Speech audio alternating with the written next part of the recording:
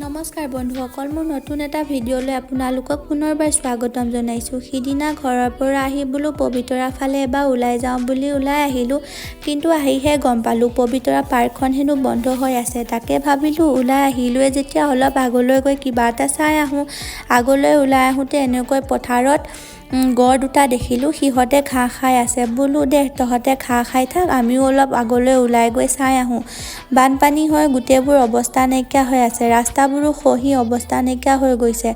এনেকৈ অলপ ৰাস্তাতে ৰখিলোঁ, ফটো মাৰিলোঁ। মাৰি কৰি লৈ অলপ আগলৈ গৈ গৰঙা মন্দিৰ পালোঁগৈ।